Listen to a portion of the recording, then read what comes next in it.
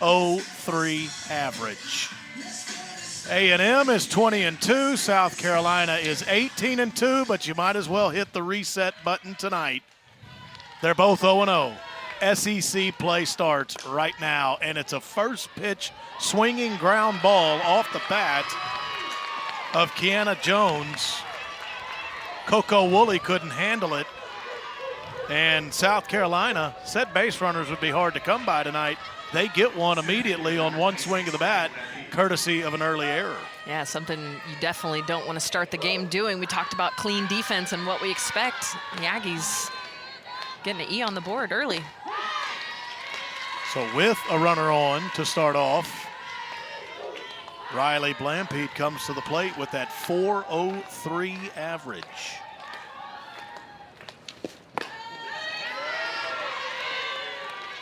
And if you've been following Aggie softball, you've noticed that Coco Woolley hasn't been in the lineup, was dealing with a little bit of an injury. So that was her first play back on the field. Not giving you a lot of time to get back to game speed there. The ball finds you, doesn't it? It always will. Return to the lineup, return to defense, one swing right at you. But also, caught the outer half. On the other side of that, Kiana Jones being ready. First pitch of the game, swinging. Didn't make the best contact, but again, now you see what happens when you put that ball in play and make them make a play. So with Jones at first base, it's a full count now to Riley Blampede. Carolina possibly a pitch away from getting two aboard with nobody out in the top of one. And this is fouled back. We'll do the 3-2 pitch all over again.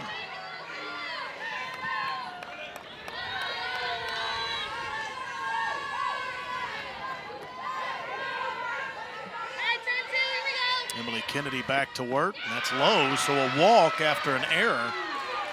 Two aboard for South Carolina.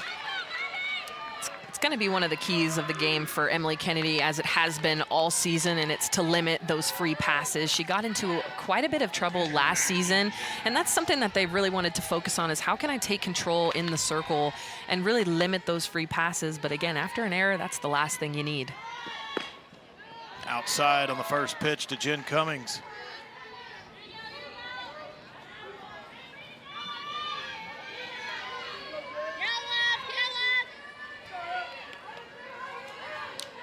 And the 1-0. That caught the corner. 1 ball and 1 strike as she showed bunt. It's not really that kind of situation here, but in general, when South Carolina gets base runners, they do like to run. They are third in the SEC in stolen bases coming into conference play.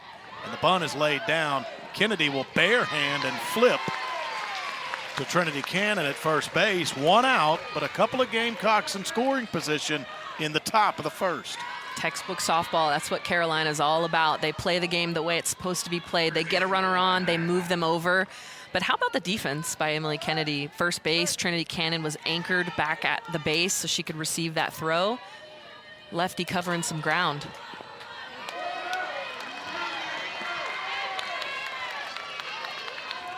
And another base runner. So full, bases loaded now. Designated player number 13, Zoe Leno.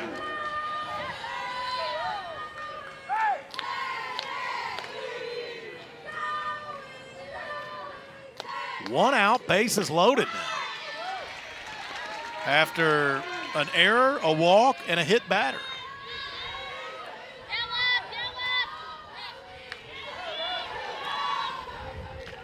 Zoe Leno at the plate. That's caught, and that might be a double play, and that's one way to get out of a bases-loaded jam.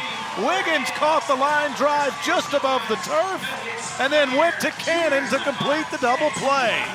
What she brings to the circle is the experience.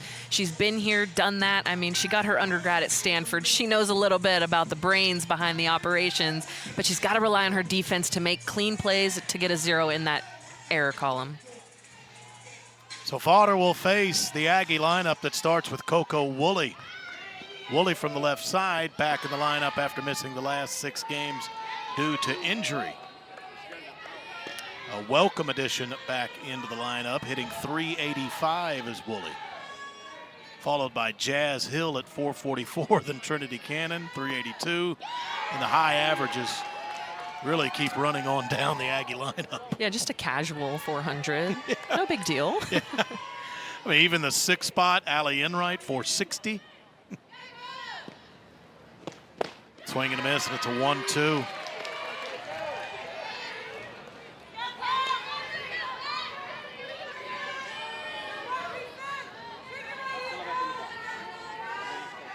Fodder trying to get the lead Aggie at the plate. Has Woolley down in the count. Got enough of that to stay alive. Stick with a 1-2 count. And really this down ball really plays into well to the lefties because you can just tap it and use those legs. I think sometimes you get caught up in trying to lift it, but we got to use our strengths. That's a swing and a miss. They'll complete the out by throwing to first base. Elena Vodder now 35 strikeouts on the year against just the 6 walks. Next in the box, step forward, number 77, Jasmine Hill. Jazz Hill steps in.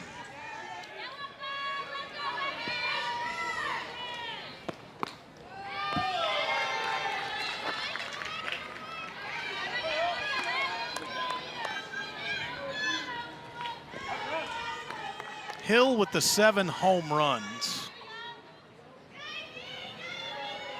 And then behind her, Trinity Cannon has 7 home runs.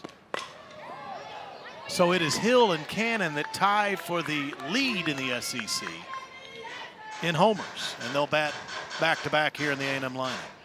And then behind them, you've got Julia Cottrell, who's sitting at 6. Right off the pace. Really, there's nowhere to hide in this lineup. They're going to get you. It's just a matter of when. Keep going down, and I mean, Enright and Wiggins have 5. Hitting later in the lineup. Yeah, Wiggins, the last 10 games, she's hitting .483 on a bit of a hot streak. But I think when you see A&M do well, they're getting production 1 through 9. They're able to see glimmers from, the bottom of the lineup will pick the top up if they're not having their best day, or vice versa. And I think the games that you see the offense explode, that's what you're getting.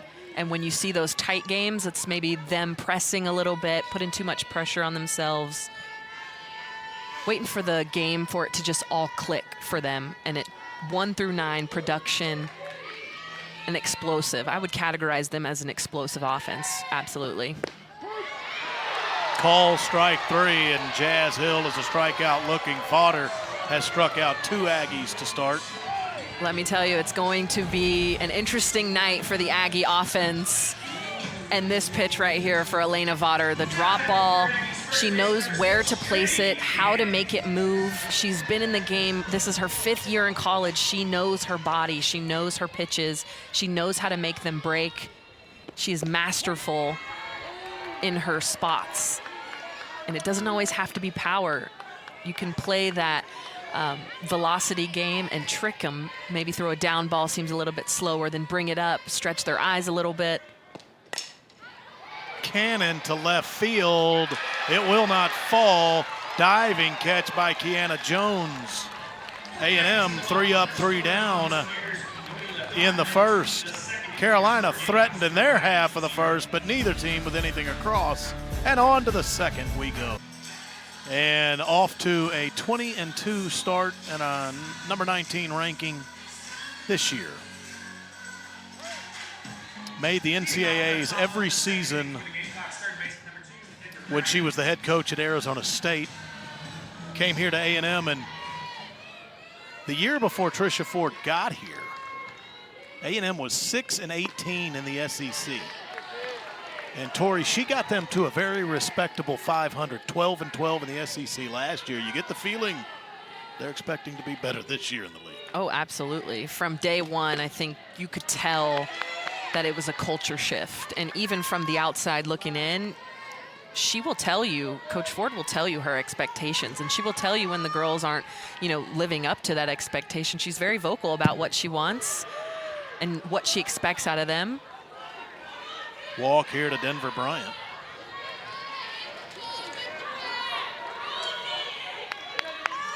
Or 3-0. 3-0 to Denver Bryant. Almost hit her with that last pitch, and she thought maybe for a moment she had first base. And I think she thought she had first base again, but that's a called strike, 3-1. Yeah, still early in the game, figuring out those zones for both pitchers. Vaughter, more of a down ball pitcher. Kennedy can throw down ball, but she likes to stick to that rise, to that curve. But you've got to find that zone where the home plate umpire knows that you're going to throw there and is going to give that pitch to you. Eventually, Bryant does walk. That's 3 free passes issued by Emily Kennedy. And that's into right field over Ryland Wiggins, off the bat of Carly Shelton. And just like Carolina started the first inning, they'll start the second with 2 aboard and nobody out. So Beverly Smith has to like what she sees to start this game. 14th year as the head coach at South Carolina. Last year, 40 wins, and they went to the finals of the Tallahassee Regional. An incredible run last year in the SEC Tournament Championship. The flamethrower in Donnie Goborn, of course, a big loss for them this year. But when you're able to replace it with somebody like Elena Vaughter, you're not doing too bad for yourself. That helps fill the gap. Coach Smith, she had Carolina in the NCAAs every year from 2013 to 2019, and then made the return trip back there last year. 1-1 to Brooke Blankenship. 350 the average for Blankenship.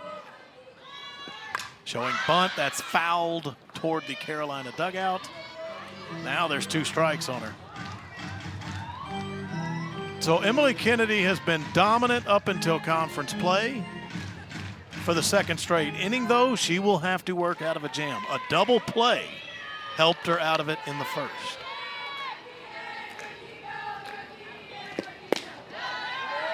Just missed low on a 2-strike pitch.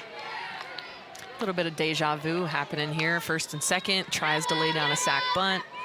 I think those are the things we heard from both of the coaches that is really going to change this, is those little things. Who can make the adjustment first? Getting the bunt down on the first try, not the second try, or having to move them over with the ground ball. The way to do your job is do it right the first time. And after that, it's just acceptable, right? And if you want to be elite, you get it done the first try. That just missed the corner, and with another walk, bases are loaded now with nobody out.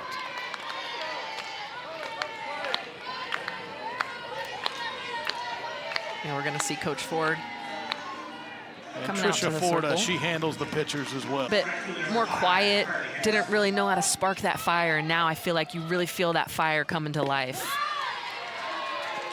So the first pitch to Carly Henderson is a strike. Henderson hitting at the bottom of the lineup with a .333 average. This is her 6th start. She's 5 for 15. Outside on the 0-1, they'll try to get a pick play and over at third base, but Bryant is back safely, easily. In the first inning, Kennedy was in a bases-loaded 1-out jam, but a double play started by a line drive got her out of it. Here in the second, it's bases loaded, nobody out. And Henderson down in the count 1-2.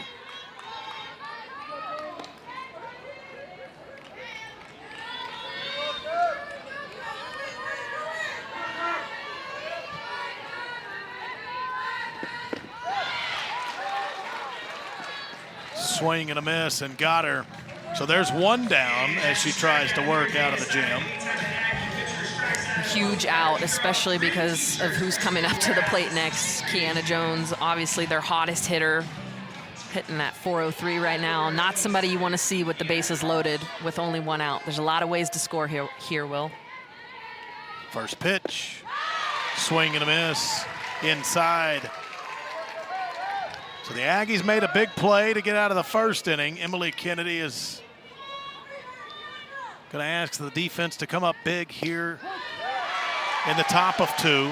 Now she herself trying to make some big pitches. After bases loaded, nobody out, she got a K and now has Jones down in the count, 0-2. swing and a miss, and she's an out away now from getting out of another bases loaded jam. I think that conversation with Coach Tricia Ford really helped her out. You can see her really focused and really going at these hitters now, trusting her stuff. And that pitch right there, the drop ball inside to righties is disgusting. And my hands hurt thinking about swinging at it.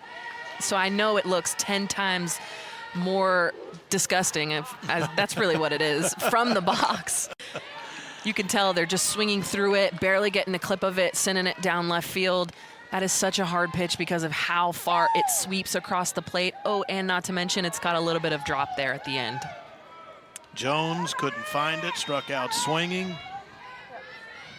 But Kennedy will have to get through Blampede to get out of the inning. A 400 hitter up the middle and touching second base is Rylan Wiggins.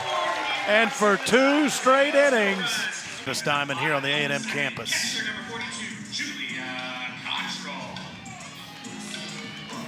Almost miraculously, the Aggies have gotten out of a couple of jams and kept this one scoreless, going to the bottom of 2. And Julia Cottrell stepping to the plate to start the frame. Elena Vaughter, the complete opposite in her first inning, worked easily through the Aggies 1-2-3 with a couple of strikeouts. And she gets ahead in the count to Julia Cottrell.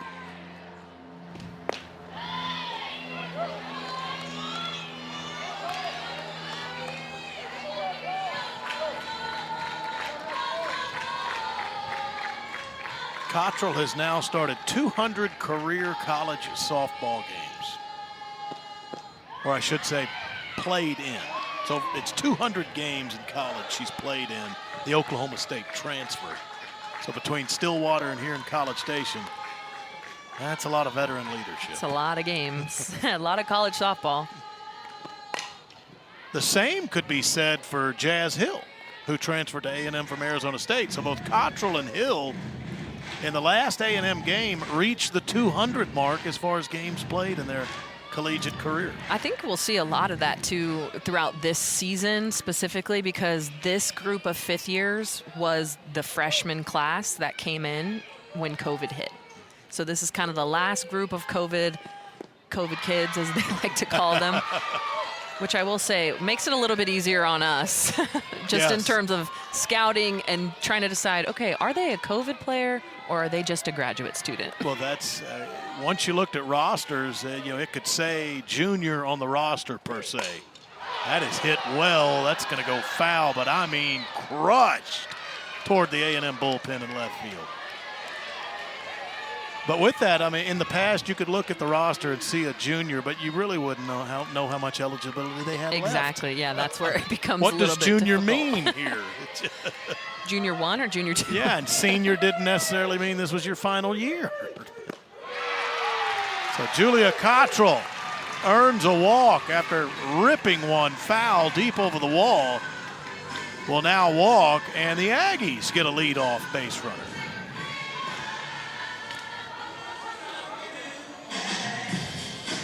Tricia Ford with a discussion with home plate umpire Stephen Gould. And she heads over toward third base, where her assistant coach Jeff Harger is. All this while sending Keely Williams to the plate. Back up the middle, backhanded, and a flip with the glove, and a nicely turned double play by the South Carolina Gamecocks. Both defenses have clutch double plays in just barely over an inning and a half of this game. This is a sweet double play. Carly Shelton. Oh, yeah, did we mention that she's not even supposed to be in college yet, making plays like this at second base, SEC home opener. And Elena Vaughter is fired up. Her defense is making it easy for her in the circle. Allie Enright now, but she comes to the plate with bases empty because Enright hitting .460 with 5 home runs. But nobody aboard for her after the slick double play by Carolina. Off speed, looked like she was out in front.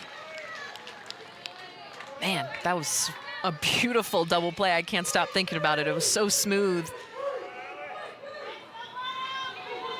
Yeah, I think early on the double play is the story of this game.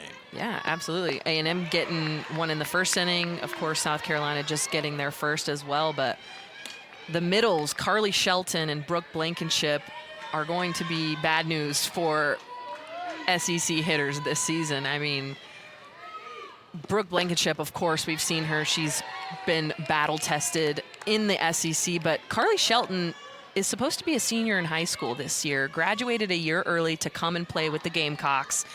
She is the 5th member of her immediate family that has played collegiate baseball/softball. Her parents both played at Charlotte. She's following in the footsteps. Yeah. And after the double play, Allie Enright will ground out to Anaya Black. Keeps playing like this, and you get these SEC opponents in here. Absolutely. And this place can get rocking. I will say that was one of the biggest changes for us at the time when we moved over in 2018 it was. When we first moved over from Aggie softball over to Davis Diamond, the crowd feels so much more intense, and they're right on top of you. You know, you see them back there in the club. They're sitting directly in your eyesight, and you can hear them like no other. At the other place, it was a little bit lower. Couldn't hear it as much, but the fans definitely do impact this game. Yeah, you played in the first ever series here in 2018. That was against Auburn. It was. Good memory. Auburn came to town for that. As far as A&M and Carolina, if you look at their past, a season ago, Carolina swept A&M in Columbia and then beat the Aggies in the SEC tournament in Fayetteville. So Carolina went 4-0 against the Aggies last year.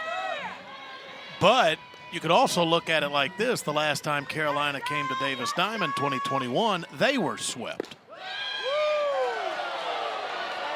That gets a few groans from the crowd here at Davis, and it's a full count to Jen Cummings.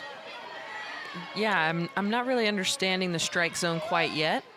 It's taken a little bit for it to settle in for me as well. Fouled off. That may have got home plate umpire Stephen Gold.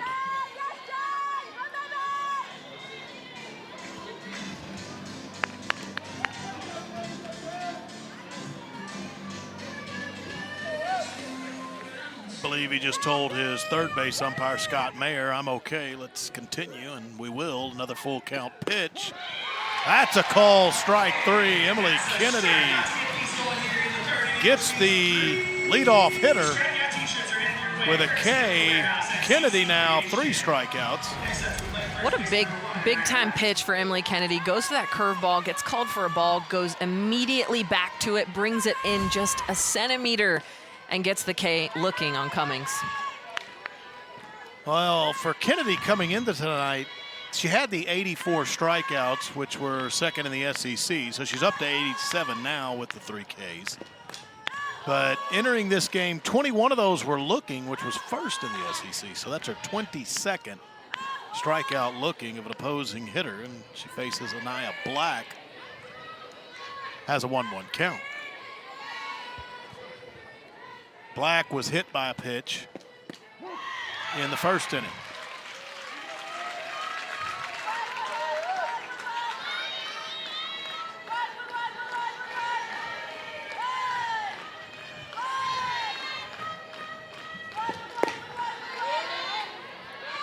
So the Gamecocks were unable to cash in on bases loaded situations in the first and second inning. And now you wonder, they let Emily Kennedy off the hook, and is Kennedy just getting better and better as we go on? There's another strikeout, and you're starting to wonder if Carolina maybe didn't cash in on the best chances they may get all night. Yeah, that seems to be the case because Emily Kennedy is flipping on the switch now. She's getting back-to-back strikeouts of these South Carolina hitters and really expanding the zone. You mentioned the strikeouts looking and leading, and I think why is because she's able to tunnel the ball so well, and not to mention she's coming from the left side. Oh, and not to mention she throws 70 plus.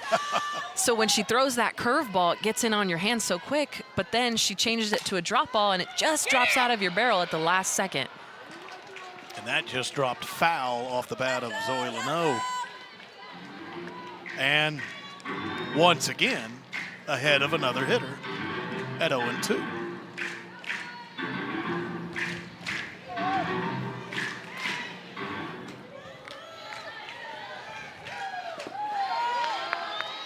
Off speed in the dirt.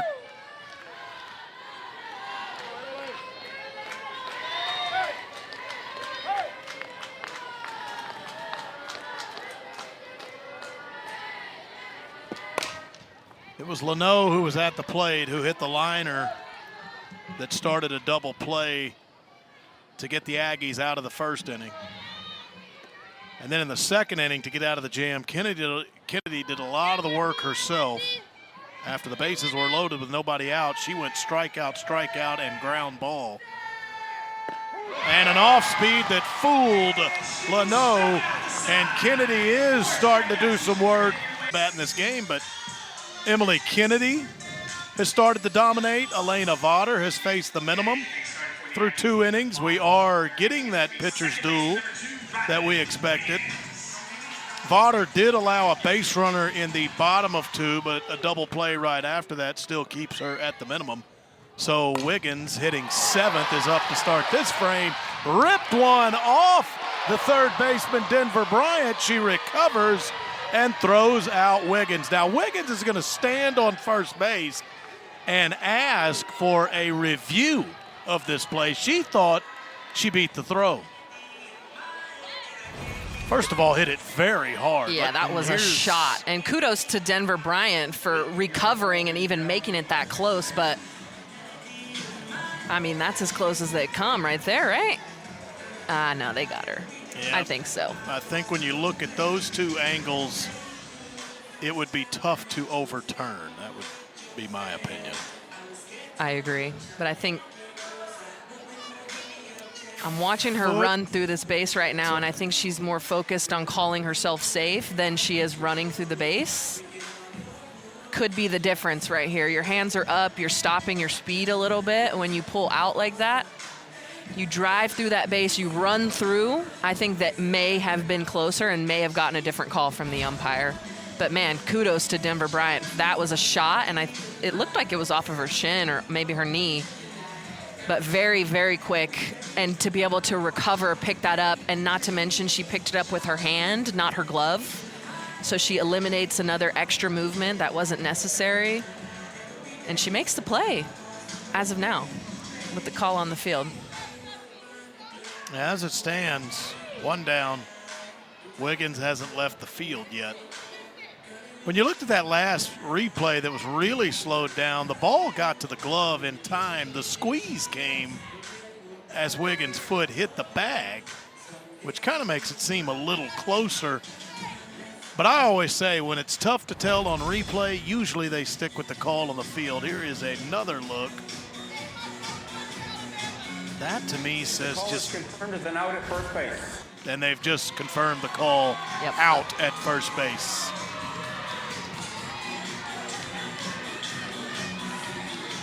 And Denver Bryant, I mean, she is a transfer from Auburn, has played many years in the SEC, and I think that play is a perfect example of the experience and how you carry yourself on the field. That could have easily been like, oh, it hits off my knee. Oh, man, I made an error. What am I going to do? Instead, it's like it didn't even compute that she missed the ball. She just went for it and kept going until the play was over. And I think that's something that a lot of young girls watching can look towards and realize, oh, that's what I need to do. It's not about the air. It's about how I recover. So Elena Vaughter's defense has really helped her out late in the second inning and here to start the third inning. Kramer Eshtay at the plate, the Aggie left fielder. This is Eshtay's 8th start. 18th game she's played in. 263 the average.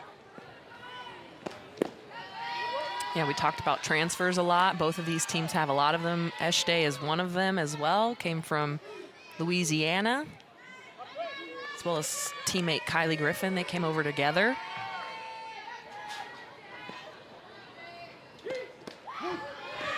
Off speed and a called strike.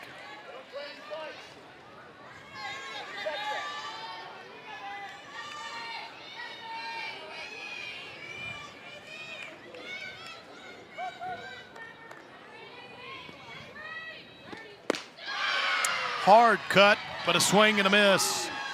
And Elena Vaughter has her third strikeout. Given a little bit of a different look, going up in the zone, not what we're used to seeing from Vaughter, but that pitch is what makes the drop ball so special. She's able to stretch the zone, stretch the hitter's eyes, elevate it just a little bit, and they think it's gonna drop into their barrel, and instead it goes right underneath it, and she gets yet another strikeout. Kennedy Powell now, and then the top of the order for A&M is up next. It'll go back to Coco Woolley. Powell, a 304 average.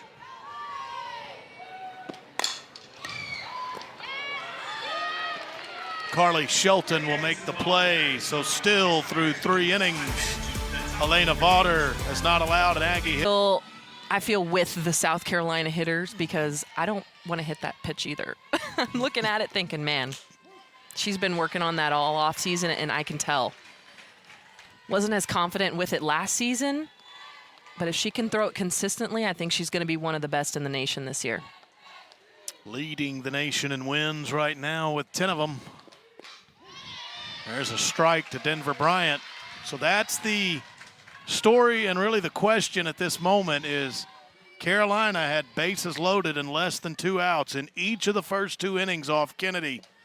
But then Kennedy has started to dominate since, and you're wondering if Carolina's best shots at it tonight have already gone by the board, because after a really rough start, Tori, she's actually just starting to cruise at the moment. Yeah, absolutely. She's got every single pitch in her arsenal working right now, and I think that's where you see her being really effective, when she's got multiple pitches that she can go to and not just relying on that curveball. She struck out 4 in a row. That's a base hit into left field. Carly Shelton has the only 2 hits of this game. She's 2 for 2. No other player for A&M or Carolina has a hit. Yeah, have a night. Carly Shelton, not only is she making those flashy double plays, but does a great job at taking this outside pitch and just sticking with it. I think sometimes as lefties, it's easy to pull off and start running to first base, but she has a great inside-out swing, great barrel angle on that. She squares it up. So 7 in a row had been retired by Kennedy before that Shelton single, and all of the first 4 prior to Shelton had struck out. Brooke Blankenship at the plate. Yeah, you look back at the first 2 innings for South Carolina and think, man, they really missed an opportunity. The free passes, that's really been unlike Kennedy this year. She's had them under control, but she gives up, well, there's an error, a walk, sack bunt, so you've got 2 in scoring position and not a single run scored. I mean, that's gotta feel like a big thumbs down for South Carolina. But since then, first 2 innings, I feel like South Carolina had the momentum on defense at the plate, and now it's kind of switching into onto A&M's side after all the strikeouts and then their double play on top of that. Now they just need to see some hits with it. Now that's another strikeout by Emily Kennedy. Yeah, she just wrestled that momentum away from the Gamecocks and put it over in her team's dugout. Emily Kennedy now up to 7 strikeouts, and this is after she did not get a K in the first inning. I don't know what the difference is from inning 1 and 2 to 3 and 4, but it's night and day different. It is.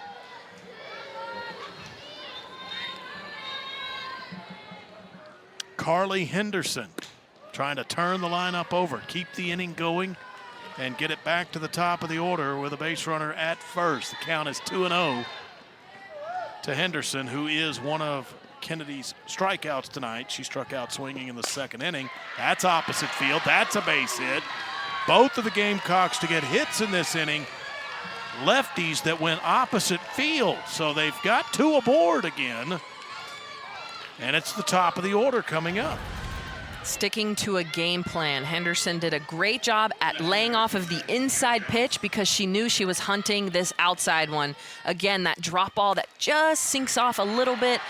Same as Carly Shelton, she was able to just stick with it a little bit longer and really barrel that up. All right, so Emily Kennedy, she wrested momentum away from the Gamecocks, and now they're starting to try to get a little bit of it back. 2 aboard, 2 outs. So this is a big plate appearance for Kiana Jones. Jones reached on an error her first time up, struck out swinging in the second inning, so she is 0 for 2. Chopped, and that's at Kennedy Powell, and she'll make the easy play, touch third base, and that will end. It goes to work here in the 4th. Has faced the minimum as far as the A&M lineup and has not allowed a hit. South Carolina has gotten plenty of runners on base, and all told, they have left 7 of them on and 5 in scoring position. They've gotten their chances, but Emily Kennedy keeps the door locked and won't let them home just yet. And top of the order for A&M in the bottom of the 4th, and Coco Woolley. Yeah, A&M has to make adjustments the second time through the lineup. They have to be sharing information and giving each other some insight on what you're seeing, because most likely if you're seeing it, the person behind you is going to see the same thing or at least something similar. So sharing that information, being able to make those adjustments quicker and not waiting an entire time through the lineup to start making them. That's a foul ball. It was grabbed off the bounce by the catcher, Jen Cummings, right behind home plate, so in foul territory.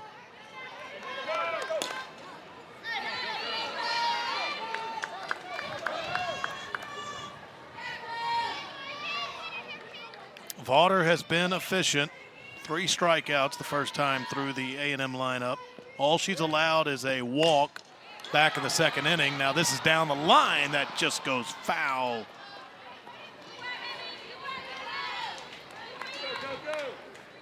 So just a second inning walk by Vaughter. That's the only A&M base runner, but that base runner was immediately erased due to a double play soon after. Both teams have already turned quality double plays in this one. So Coco Woolley trying to have a good at bat against Vaughter. Make her work a little bit. That was up and in, and it's a 2-2 count. Yeah, Vaughter challenging Woolley on the inside half. Chopped and backing up is Brooke Blankenship, and she will make the play in time. Brooke Blankenship, I mean, not enough good things can be said about her at shortstop. She's got an incredible slot, but Coco Woolley putting the ball on the ground, I would rather see this a million times than her popping up, but stretching out, trying to make a big step there. But man, Brooke Blankenship, she's got such a good slot that she throws out of, a quick transition. She's able to throw a lot of people out. Jazz Hill, a strikeout looking, her first time, hitting .436 this season. And we told you, 7 home runs for Hill, 7 home runs for the next hitter, Trinity Cannon, and they tie for the SEC lead, hitting .23 in the A&M lineup. And the Aggies as a team, 33 home runs entering SEC play. That's tops in the league, and it's also 6th nationally.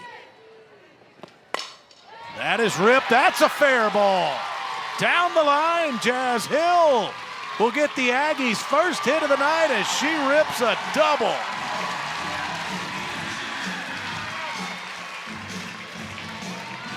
In true Jazz Hill form, she is the one to try to get something going. She's been such a leader on this team. And how about getting ready for this drop ball? Gets to it, gets her barrel out in front. You can't let that drop ball get too far in on you. You gotta get your barrel out. A diving Denver Bryant, and she turns on the wheels to get it to second. First hit of the game for the Aggies. Can they make something happen of it? So yes, for the first time, opportunity knocks for A&M, and Trinity Cannon lost the bat, but looped that over Bryant's head. Hill will stop at second base. Cannon is going, Hill will stop at third base. Cannon is going to second, and the Aggies have him on second and third with one out. They might mark that as 2 doubles, one for the ball and one for the bat. Lost the bat on the swing, actually broke it. Catches it on the end. Split it right in half. Yep. Ball and the barrel go in the same direction. At least we know that she was staying on it. Got just enough of it to drop it over into no man's land in left field. But at the end of the day, it doesn't matter what it looks like. It just matters that you got it done. And that's the energy, the rally that A&M is looking for, especially with only 1 out, 2 runners in scoring position. And the Aggies get a pinch runner into the game. Entering the game for the Aggies to run at second base is freshman number 9, Haley Golden. That's Golden coming into the game. Are going to see a meeting here from Coach Bev Smith, talking to her defense. Really, Jazz Hill at third. Haley Golden, the pinch runner for Trinity Cannon at second. And Julia Cottrell to the plate. Might see an intentional walk with first base open and 1 down.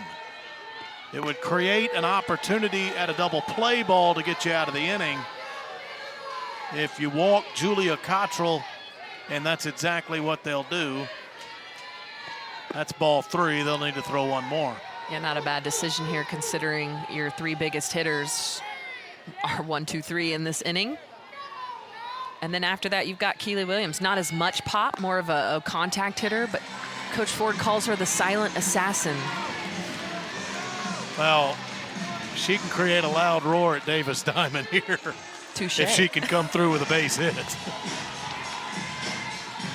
I mean, there is a lot of ways to do it here. Ground ball through the infield, sac fly. Center box, designated player number 18, Keely Williams.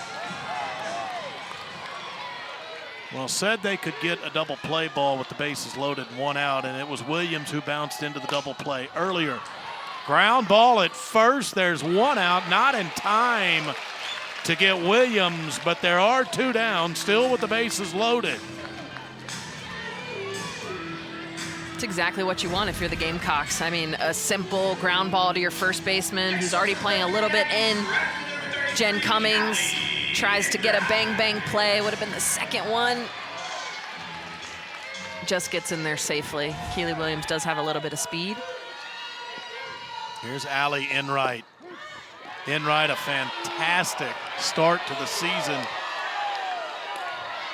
900 slugging percentage coming into tonight. She's already once been named an SEC Player of the Week and a .451 average. That is at the shortstop. Blankenship, and Carolina returns the favor. They will strand the bases loaded with Aggies. That just got behind the infield, so even though Jazz Hill was on second base, she really didn't have a shot to go home. First pitch swinging here off the bat of Riley Blampede, and that's out of play. Yeah, South Carolina and Texas A&M both trying to get some ducks on the pond, but can't quite cash in. Looking for that one player to step up with runners on. The big hit, the big moment. Who's going to show up? Yeah, to take you back through it, South Carolina, bases loaded, 1 out in the first inning. Did not get a run. Bases loaded, nobody out in the second inning for Carolina. They still didn't score. And then in the last inning, the 4th, the Aggies get bases loaded with 1 out, and they can't produce a run. So chances offensively going by the boards. We knew we would get great pitching from Kennedy and Vaughter. It's really what they've done in tense situations that's most impressive. Yeah, not to mention the defense has really been shining behind their pitchers, making them look good, making things easy for them. not feeling too pressure in those situations, thinking they have to be perfect, knowing that they can rely on their defense to make those plays, especially when you're making double plays in the first inning. I'd feel comfortable. That's toward the gap in right center. That will land and hit the wall. Blampede has a double. So South Carolina threatens again as they look to be the first team to score in this one.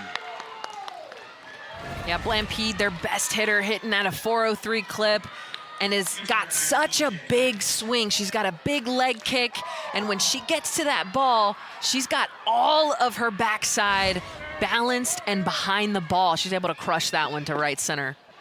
Beautiful swing by Blampede. Carolina has gotten the leadoff hitter on in 3 of 5 innings tonight.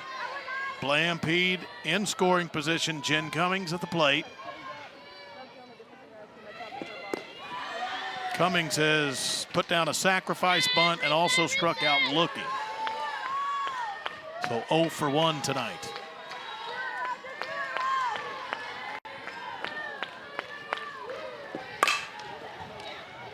Cannon will take that herself, step on first base.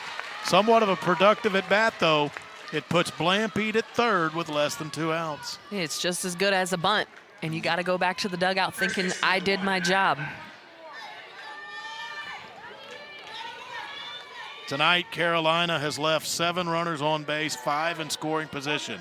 Now they try to get a run across home plate for the first time tonight. Anaya Black, first pitch swinging, comes up empty. Black has been hit by a pitch and also struck out swinging. Emily Kennedy has been able to come up with the strikeouts when she needs them. She has 7 Ks on this night, and Anaya Black is down in the count 0-2. Yeah, Kennedy is just darting it into the inner half. Anaya Black can't seem to catch up, but if I'm her, I'm backing up a little bit, knowing they're going to come in just like that for the strikeout. Freezes her, but again, you have to find the patterns. Kennedy, every single at-bat, has drilled Black on the inner half and goes back to it again. 3 pitches in a row. You have to make an adjustment if you want to get that runner at third base and the first run of the game across the plate. Nice block by Julia Cottrell with a runner on third base on that pitch in the dirt. Hitter is Zoe Leno. Leno, a line out that started a double play. She is also struck out tonight, 0 for 2. So a 1-1 count now after a swing and a miss. Emily Kennedy works at such a quick pace. I know we talked a lot about the pitch clock in the early games of tournament play, but when I'm watching her, so the clock starts at 20 seconds when the pitcher receives the ball from the catcher. Each pitch, Kennedy is on the mound, ready to go. Pitch is happening by 11 seconds. So she is getting into these hitters' heads, speeding this up just so she can make them look silly. And it feels like the moment that batter steps in the box, she's right into the line. She is, and it's making the hitters think, oh, okay, well, she's ready. Well, I'm not. Well, now I have to get in. Now I have to hurry. And then you become not in control of the AB like you want to be. Now you have a full count to Leno.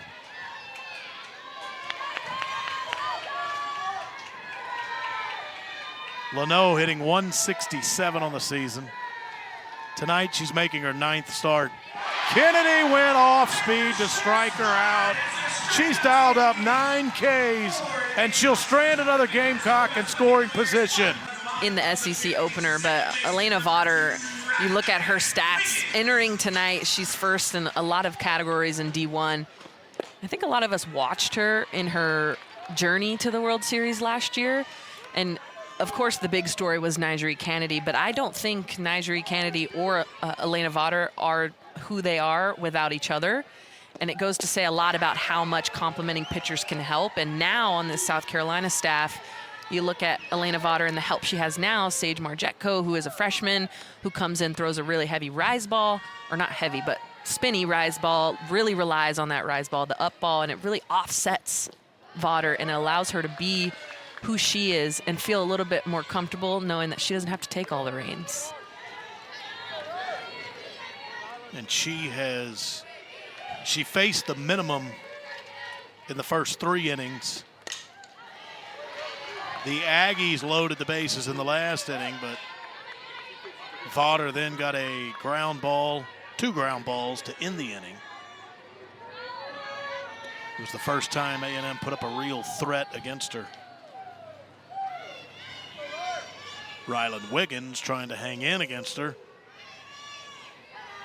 And a 1-2 pitch. Bryant will throw out Wiggins, 1 out.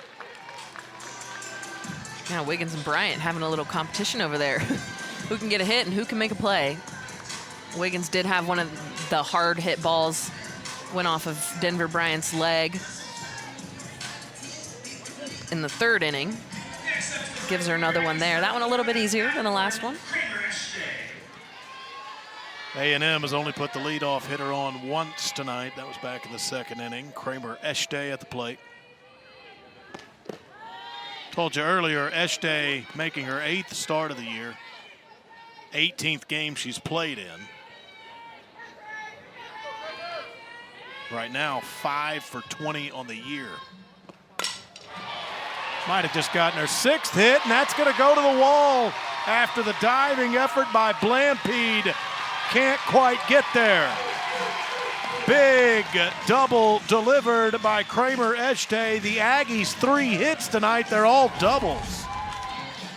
Yeah, Eshte really staying on this drop ball, gets her shoulders down to the ball, stays connected well, is able to get it past a diving Riley Blampede, who's no stranger of web gyms out there, but just too far. Carolina 4 hits, A&M 3. Kennedy Powell at the plate, showing bunt. Came up empty as she reached for that outside. She's down in the count 0-1. Powell grounded out to second base back in the 3rd inning. Average hovering right around 300. She's at 298. Almost got through, but a diving effort by Carly Shelton, who has been terrific tonight, will get Powell. Powell pulling this ball to the 3-4 hole. Carly Shelton, she's already got my MVP vote of the night with all the defensive plays that she's had. But amazing to just be able to full strength, stretch out, dive, and then still be able to get that ball out and toss it to first is no easy feat. Also saved a run on the diving effort. Eshte moved to 3rd base. Coco Woolley at the plate. Woolley 0 for 2. Strikeout swinging and a ground out. And the 1-0. From Vaughter, here it is. Bouncing ball and bounced out of the glove of Elia Black. And the Aggies will grab the lead.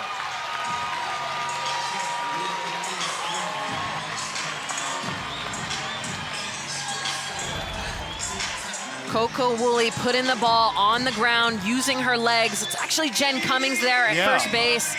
A late switch, but playing the speed card speeds up the defense, makes them think that they have to go quicker than they actually do. Jen Cummings had plenty of time to make that play, but the speed of Coco Woolley put the pressure on her. She felt like she had to go to the bag before she secured the ball. Catcher for Cummings. But the Aggies get the first run of the game. And now hung up between first and second base trying to get there was Woolley, and she's thrown out. But the Aggies will grab the lead 1-0 on the error on the ground. Of course, we've got the notorious curveball, rise ball. The opponent's batting average is under 300 for every single pitch. It's pretty incredible. How about that? I mean, most pitchers, of course, they're going to have probably 2 to 3 really good pitches that they can go to on any given day. But to have 4, to be able to throw them consistently, and not to mention add in the changeup in too. If she can get that consistent, it's going to be a really big addition in her arsenal. And you said, I mean, she could become one of the elite. I mean, and it is all-American type stuff that you're watching this year from Emily Kennedy. What I'm most impressed with is the big pitches she's come up with tonight. Intense situations with traffic on the base paths. And I think a lot of that goes back to the fall and how they prepare for the season. And Tricia Ford had the exact same thought. She said, Emily Kennedy is a left-handed power pitcher that throws 70 miles an hour, and with some break, you're going to be an All-American one day. And there was a growth to that, right? She comes in freshman year, she throws hard, but she didn't have anything to offset it, like a changeup that we saw earlier from her. But this summer, this offseason specifically, she worked with Megan Gibson, who is a former Aggie great, had a phenomenal changeup. She coaches here in College Station, and they worked all summer to get it to a place where she feels comfortable enough. And then coming into the fall, after learning new pitch, Coach Ford says, hey, actually, I'm going to take away your favorite pitch to throw, the curveball. So she didn't throw a single curveball in the fall. She had to rely on the rise ball, on the drop ball, on the changeup. So taking away her best pitch just allowed her to get more comfortable with those other pitches and other things in her arsenal. So now when you bring that curveball back, just absolute dominance is what we've seen from her tonight.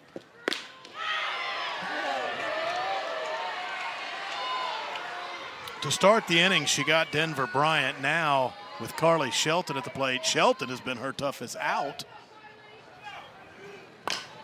That goes foul. Shelton has been up twice and singled twice. And a couple web gems to her name as well. Yeah, she's had an excellent opening night to SEC play, defensively and at the plate.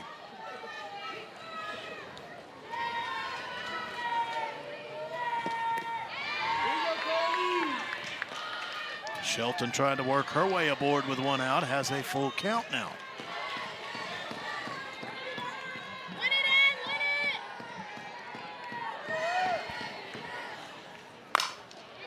That goes foul.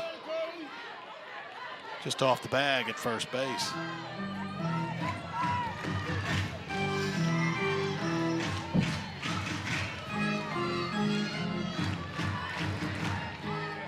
Carolina tonight has left 8 runners on, 6 in scoring position. When it has counted, Emily Kennedy and the Aggie defense have delivered. And now 2 quick outs in the top of the 6th inning. Keeping it rolling. You've got to have some confidence coming back this inning after scoring in the bottom of the 5th. She's already mowing down hitters, but now you've got almost a renewed confidence going out there thinking like, yeah, we've got this. We can win this game. Yeah, you mentioned mowing down hitters, and Kennedy tonight with 9 strikeouts. That's after she did not get a strikeout in the 1st inning, and then has developed 9 from the 2nd inning on. Stephen Gould. It's going to take a moment. The Aggies are going to talk in the circle. Yeah, very, very tough job behind the plate. Going to get the trainers out from both teams just to make sure he's okay. Well, foul ball got him right in the mask earlier tonight.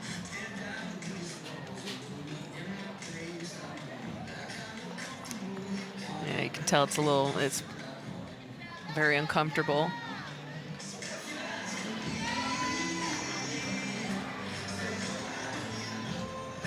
The water girl. Tricia Ford. The water girl. Coming in clutch.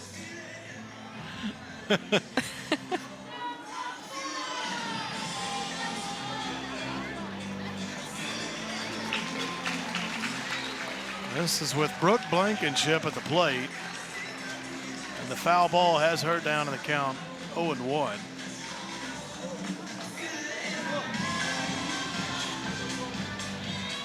Julia Cottrell, the Aggie catcher, checks on Gould as she returns behind home plate. A pause in play, and Emily Kennedy wants to know the count. It is 0-1.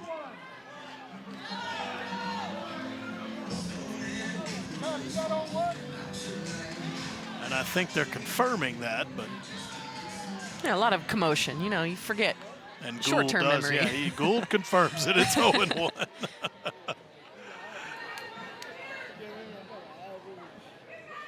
So Kennedy back to work. And right back where she left off.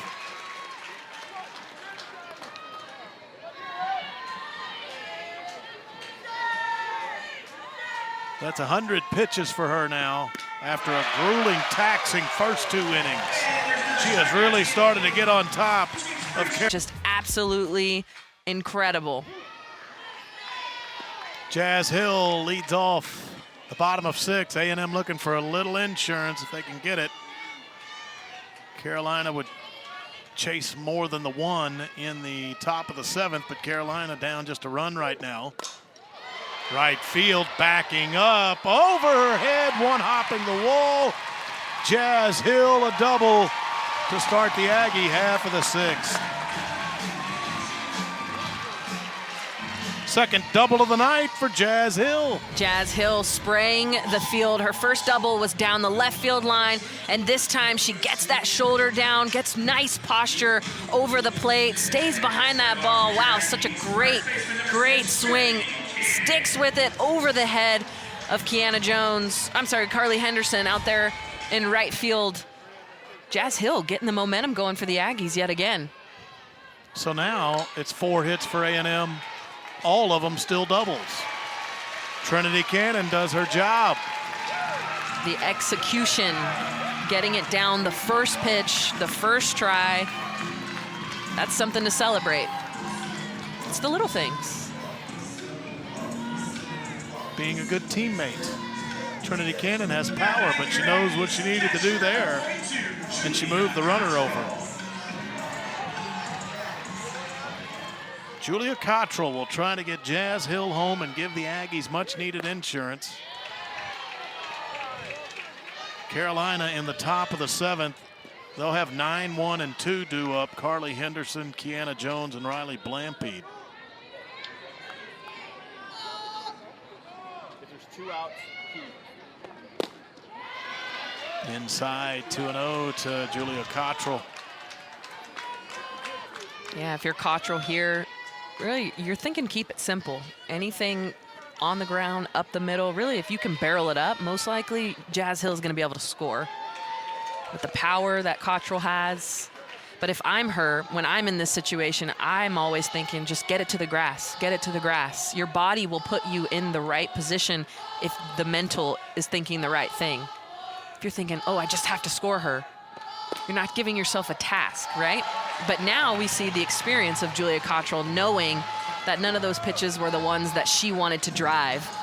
Taking her walks is when she is doing best because she's locked into balls versus strikes and swinging at pitches that she knows she can handle.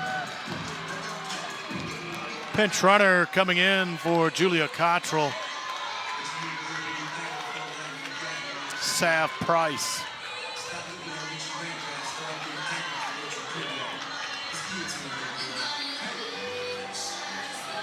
A&M still looking for insurance. They've got them at the corners with 1 out.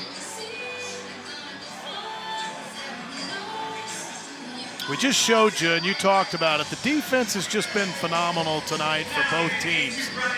But it throws in a little bit of irony in this one that the only run that is scored tonight was by A&M in the bottom of the 5th. It came home on an error. Yeah, that's a tough blow, especially after all of the ESPN top-esque plays. Yeah, we've seen and then some top something 10 as stuff, simple yeah. as, a slow roller to first base. Yeah. And might actually decide the game if we stay on this course. A&M will also get a pinch hitter into the game in Maya Perez. yeah, Maya Perez, someone you're going to see very often off the A&M bench. She has got a ton of power. If anything, she's got to, stay disciplined in her at-bat and make sure she's learning throughout the game. Something that Ford shared with us is that all of the potential pitch hitters are charting in the dugout so that they stay locked in, they stay in the game. It's so easy when you're not on the field to kind of forget. Up the middle. That will get 1 run home. Maya Perez, the pinch hitter, brings in Jazz Hill. Insurance for A&M and a 2-0 lead. And that's why it's so important to stay in the game as a pinch hitter, because you may only have one opportunity, but it's what you do with that opportunity that matters. And right there, Maya Perez comes in, hits a ground ball up the middle. Doesn't look like anything special, but there you go. You get another run on the board for the Aggies. And now A&M is sitting pretty with a 2-0 lead and another runner at second base. Inning still not over, and that was hit hard, but almost a fantastic reaching catch by Denver Bryant. We nearly had another web jump. It wouldn't have shocked me, No, honestly. the way this game is gone, the great defensive plays almost keep coming. It was off the bat of Allie Enright. Enright, a couple of ground outs tonight, having a terrific season. Told you earlier, she's already once been named SEC Player of the Week. Batting average is at .442. Yeah, started off really hot. She only had 4 home runs on the year last year, and she's already got 5. And we're just now getting to conference play. She's got a lot of power locked in there. She's waiting to unleash it.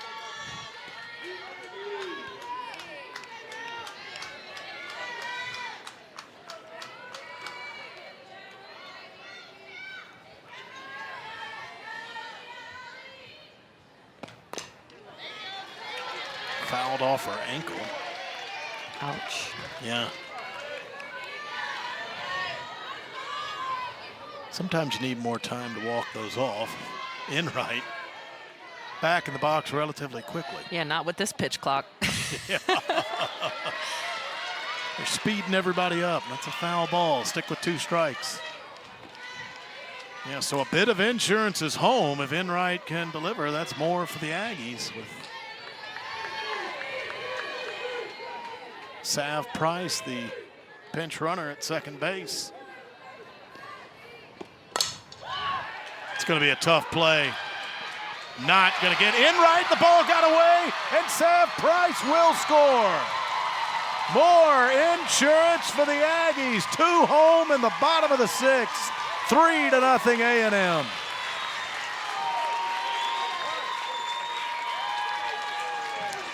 Allie Enright making it happen. Again, doesn't have to be anything huge. It doesn't have to be this double in the gap. You just have to make the other team make a play. She hits this deep in the 5-6 hole. Brooke Blankenship can do a lot of things, but this is such a long throw with Allie Enright's speed, not able to get there, but it's the errant throw, the missed catch at first base that really kind of puts it a nail in the coffin.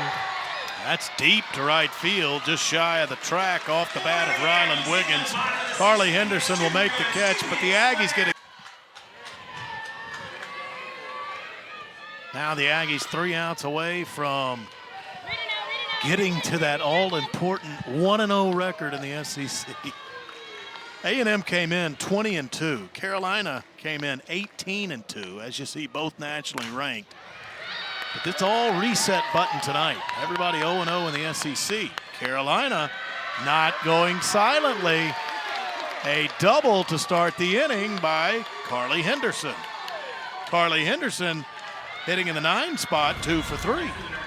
I love that she doesn't waste any time. She gets things going quickly, but takes a pitch up in the zone, taking that rise ball away from Kennedy, getting her barrel out. It's hard to do that when they're throwing 70 plus, but able to get that barrel out. And what an angle by Enright out there. Could have easily been a triple.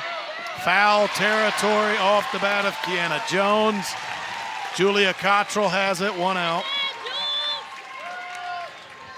After allowing a lead double, that seems exactly what you need if you're Emily Kennedy. Yeah, you can see just such a change from, last year to this year in her confidence. She gives up a double and immediately comes back and is like, that's not happening again. Immediately a pop-up. Whereas in the past, you might have seen that get to her a little bit. Maybe think, oh, I can't leave this too fat. They can't get another hit, right? And now she's thinking, okay, what am I fixing to get my pitch to do what I need it to do?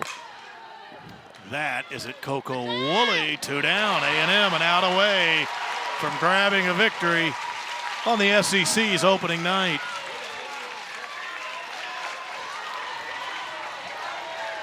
This game was scoreless after 4 innings. The Aggies get 1 in the 5th, 2 in the 6th.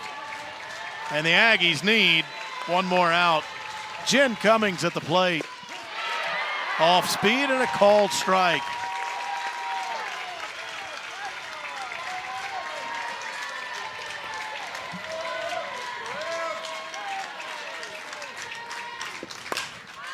In the air, left field. Eshte moving toward the line. That is the game. Texas A&M gets the all